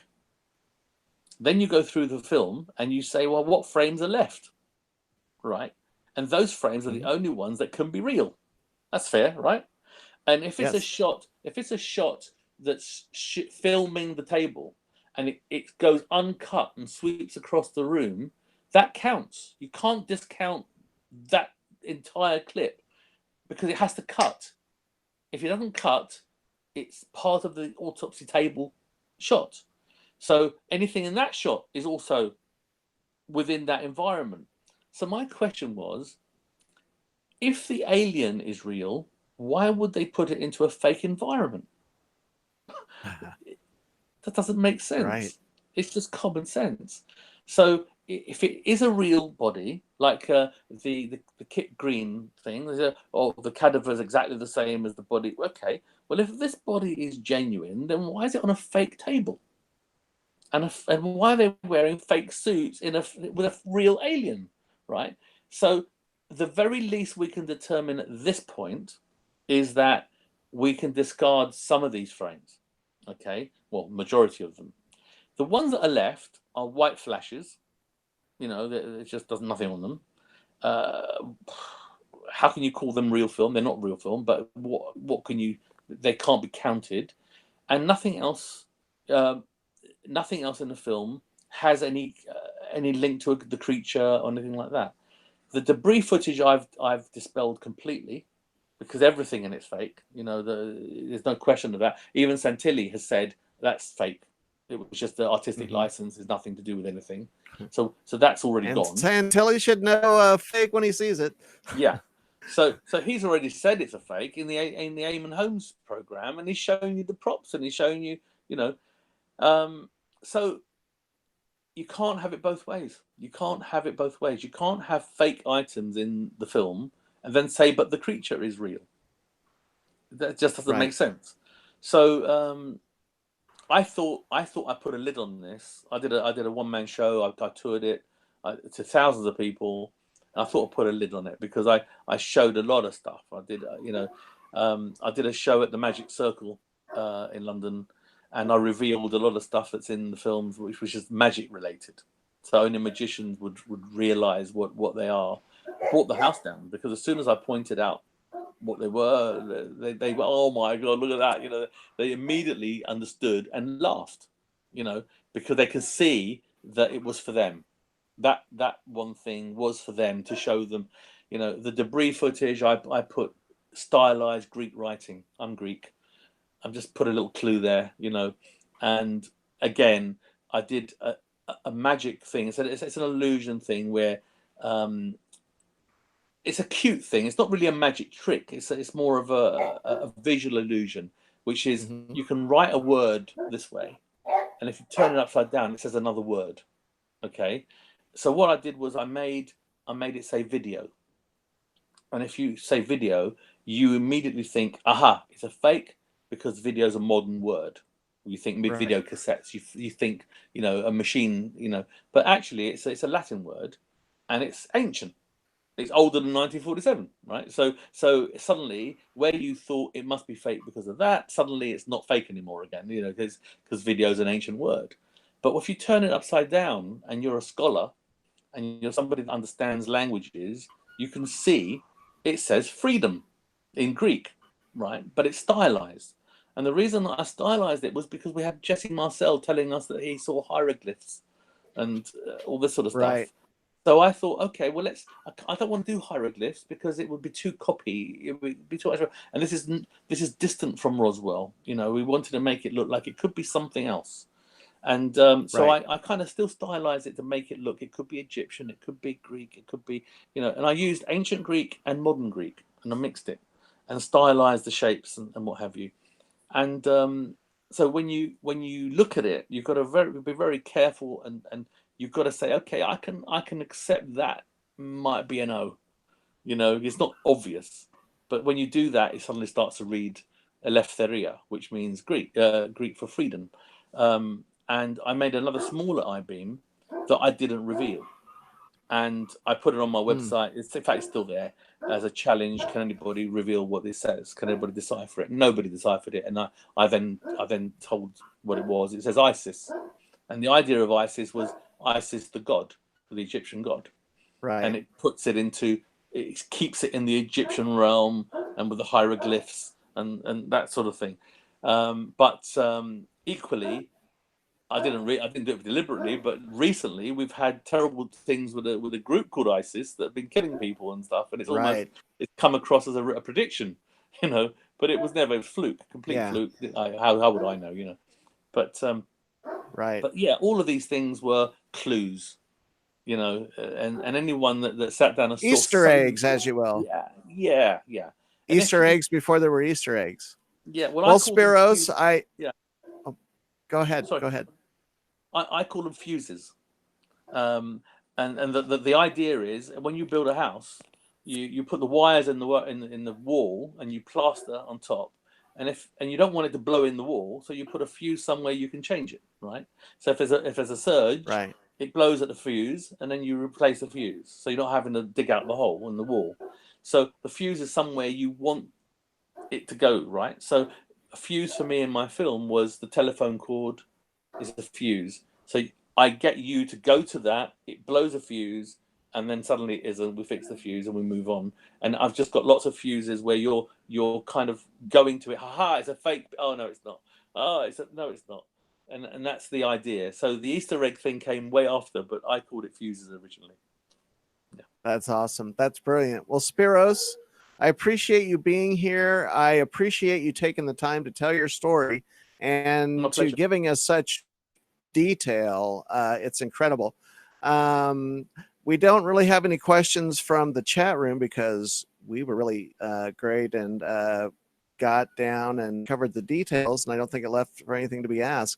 One question: who is the man in the mask behind the screen, and why is he wearing a mask when it's not needed? That's right. That's right. And Outer Limits Conference asked that question. His name's Gareth. Gareth Watson. I didn't plan for Gareth to be in the film. He was brought to the room we were filming in by Ray Santilli and Gary Shoefield. He was somebody that was working with Gary, and they thought it would be a bit of fun to put him in it. So I put him behind the window, but I had to have a mask on him because I don't want you to see who he is, because it will give the game away. But the fact that he's behind a glass window wearing a mask has got to be the biggest alarm bell ever. But it's one of those things, same as a telephone in a sealed room. It's the same thing. It just wouldn't be. It just wouldn't be. But nobody said anything about it. You know, I'm the one that pointed it out. You know, after all this time, I'm the one that's saying you shouldn't be wearing a mask. Have a look, guys. Have a look. You know, don't be silly. But yeah, Gareth Watson, his name is, and he was in the Eamon Holmes program as well. Very cool. Well, Spyros, thank you so much for your time. Like I said, I appreciate you being here. And as far as this show and myself goes, Mysterious Forces Live, this case is closed. This is an absolute hoax. There is no truth to this. And I would advise any reputable researcher to steer clear of trying to claim that the Alien Autopsy film is real, or that anyone saw it before it was created, or any of the kind of bunk that has gone along with this. Spyros, I know that you stayed up late. You traveled all day today. You drove, and you made time for us in your late evening, in your busy day, and I deeply, deeply appreciate it. And not at all. My pleasure. We have links provided to your website and to your social media information. Thank you so much. And if you ever want to come back to the show, let us know, or if any more weirdness develops on this topic. I'm going to coin a phrase from my good friend Philip Mantle, who told me several years ago that the Alien Autopsy is not going away. And I said to him, Philip, it's gone. It's finished. It's like, it hasn't got. And you know what? It's still here, and it's the gift that keeps giving. It's just not going away. So I'm sure we'll be talking again, another time. But if you want me, call me. I'm always available. I'll send you the drawings. I'll send you the drawings by Messenger, and if you want to use them anywhere, feel free. Yes. Okay. Good. Lovely to talk to you. Awesome. Thank you so much. Thank you. Thank you. Bye-bye. And bye. And I'll be checking those. I'll post those photographs of those drawings on my Twitter. Okay. Lovely. Thank you so much. Okay. So you, dear viewer, thank you so much for joining us. We just blew past 2 hours by a couple of minutes, but it was well worth it. And thank you for hanging in there while I talked for a half hour. I'm sure that was excruciating, but look what a payoff you got. You had to listen to me, but then you got all of this rich detail on this story. And some of these pieces are available in other interviews, obviously, but you got a lot right here. And I don't think that you can hear what Spyros has had to say today and then walk away and think that the Alien Autopsy film is real. You are tuned out of reality if you're still believing that. International UFO Congress, September 4th through the 8th, Disclosure Con, first weekend of October. Thank you so much for watching. Like, share, subscribe. I love you. Bye. Bye-bye.